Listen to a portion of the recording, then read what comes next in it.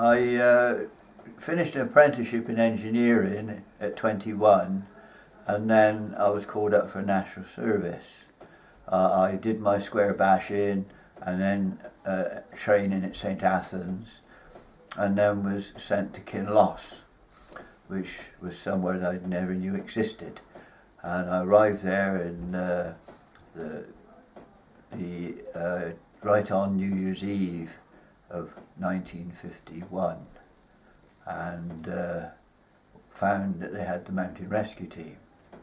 So, having been a caver in my days, because we had no mountains where I lived, I thought I'd go along and see what the chances were of joining it to become better at climbing. But when I joined it, I found that there wasn't a lot of that sort of thing going on. There were plenty of map it reading and wandering into the wilds, which was fine and suited me. But when it came to technical things, you sort of had to battle with it yourself and think things out. We went out in groups, and I quickly became leader of one of the groups. Don't know why, and then that was very helpful, and it was first class, and we were just enjoying getting out every Tuesday, I think it was, and trying to cover as much ground as possible, and having good company there. And then I had my first call out, which was for a man that had got lost at Loch Arcake, and we turned up at Fort William and stayed in the drill hole floor, and daily went up there doing sweep searches, which wasn't very successful. He had gone into another area unknown to anybody, and wasn't found till long, quite a while afterwards. But meanwhile, following behind that was the call for Beinn Eighe. Now, I knew nothing about the Torridon area, and I would say definitely that everybody else were in the same boat. As far as mapping is concerned, of course, they were the inch of the mile for a mile type of map, which we thought was a good thing. And yet, comparing it to nowadays, realised it had a lot of difficulties. So we arrived, finally there was a suggestion of an area to cover, and so off we set from Kinloss. Quite a journey, old roads, vehicles which rattle you to bits as you travelled in the backs of it. And then we got to Kinlochew and commandeered the car park of the local inn. So we put up our big tent. It's cobbled, and we put all our gear in there, and that's where we lived in for each time that we turned up, because we do so much work there and head back to camp and tidy things up a bit for our requirements, and then off we'd go again. And we weren't guided very well to our first approach into the hill. It was down by Loch Marie, and a long walk in to get into the corrie.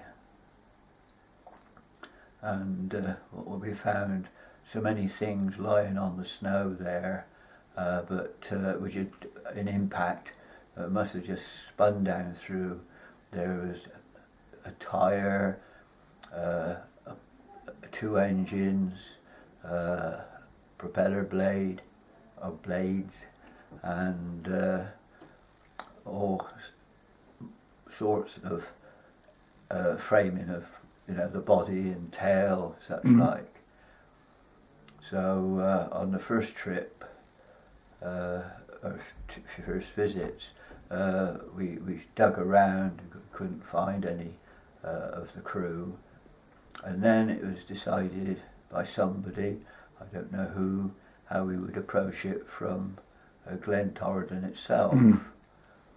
So we headed in that direction, and really it was a better route into it, and we were able to get higher up there. We didn't go into the quarry to get higher up, we just went up on the scree slopes, which of course were in their winter coat, and probably it was just as well it was. You escape the looseness of the material. And then on the top there is when we unfortunately found some of the crew and the fuselage. That was lying on a slope there. So we had to take these bodies down, and we were lucky the stalkers' ponies from the estate were waiting for us once we got down to a path, so we didn't have to manually get these poor souls down to where the ambulance was on the road. And this was quite an ongoing thing.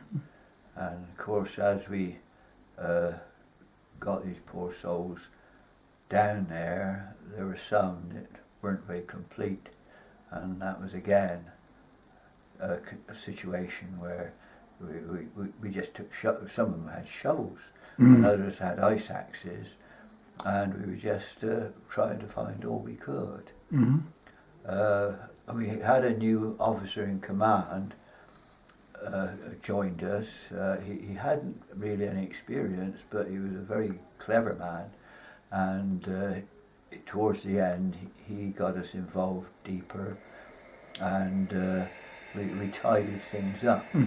Because the fuselage was lying on a nasty gradient there above the gully, snow all round it, pre this, and that's about the only photograph that was ever taken of it, which I have. You have. And then it was